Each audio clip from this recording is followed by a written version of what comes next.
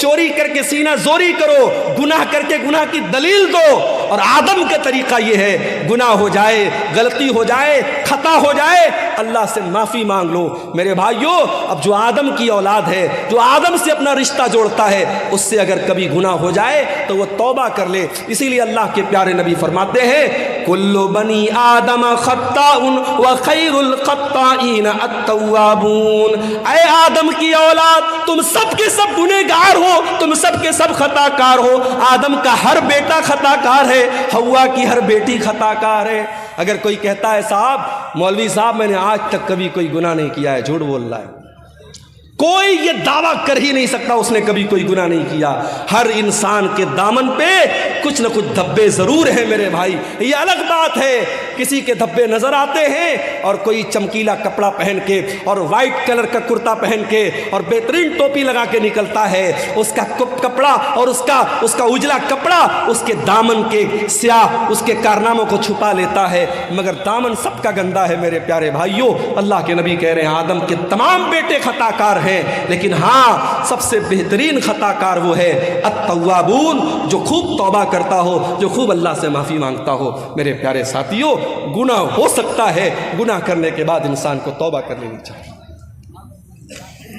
جانتے ہو، گناہوں کی وجہ سے دنیا میں جتنی قومیں تباہ ہوئی، سب گناہ کی وجہ سے تباہ.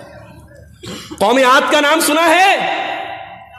ارے آج یہ دنیا کی وہ طاقتیں جو غریب مجبوروں کو مار رہی ہیں، بے قصوروں کو مار رہی ہیں، جا کے بتا دو ان سے کبھی دنیا میں کوئی قوم عاد بھی آئی تھی؟ ایسی قوم تھی کہ بڑے بڑے پہاڑوں کو کاٹ کے مکان بناتی تھی، اور قوم عاد کے لوگ کہتے تھے من اشد منا قوہ، ہم سے پاورفل کوئی نہیں ہے، ہم سے طاقتور کوئی نہیں ہے، ہم سے شکتیشالی کوئی نہیں ہے. جانتے ہو اللہ نے انجام کیا کیا؟ فَأَمَّا عَادٌ فَأُهْلِكُوا بِالطَّاغِيَةِ.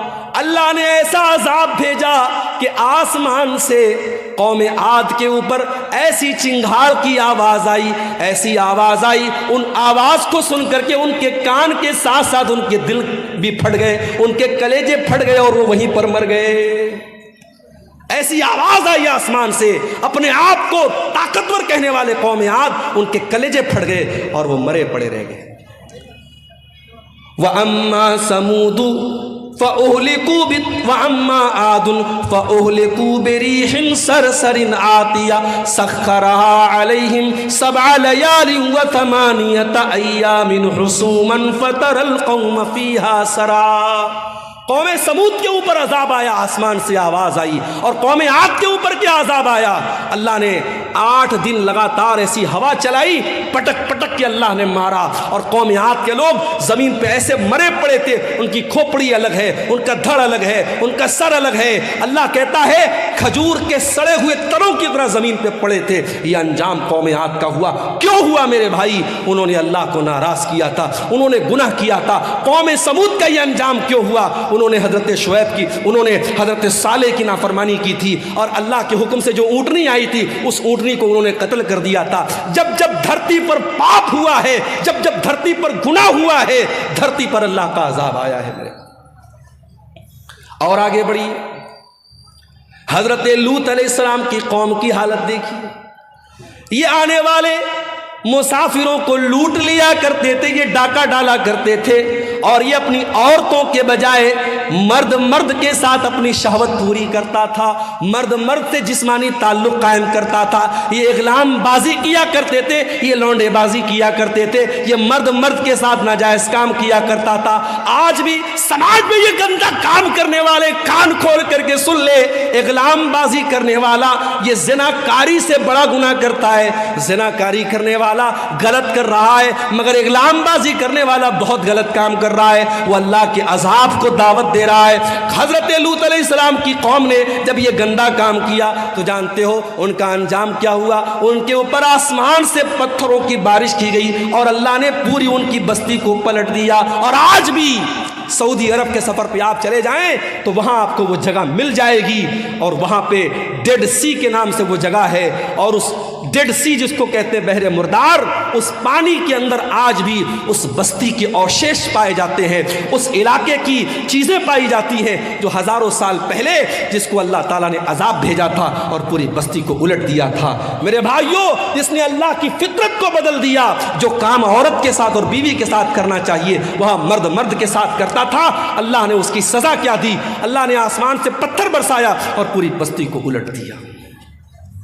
اور آگے بڑھیے، شعیب علیہ السلام کو دیکھیے، ان کی قوم کیا کرتی تھی؟ 420 کرتی تھی، اپنے ترازو میں ڈنڈی مارا کرتی تھی، اور 1 کلو سامان دینا ہوتا تھا تو 900 گرام دیا کرتی تھی، ناپ تول میں کمی کیا کرتی تھی، 420 کیا کرتی تھی۔ اللہ نے حضرت شعیب علیہ السلام کی قوم پر آسمان سے ایسی بدلی بھیجی، ان کو جب بارش تھم گئی اور گرمی لگنے لگی اور آسمان میں بدلی نظر آئی، ان کو لگا کہ بارش ہوگی، وہ جلدی سے بدلی کے نیچے جا کے کھڑے ہو گئے اور بدلی سے آگ برسنے لگی اور پوری بستی کا کام ختم ہو گیا۔ اللہ تعالیٰ نے ایسا عذاب بھیجا حضرت شعیب کی قوم کے اوپر۔ میرے بھائیوں، اتہاس بتاتا ہے، قوموں کی تاریخ بتاتی ہے، جب جب دھرتی پر اللہ کی نافرمانی ہوئی ہے، گناہ ہوا ہے، اللہ کا عذاب آیا ہے۔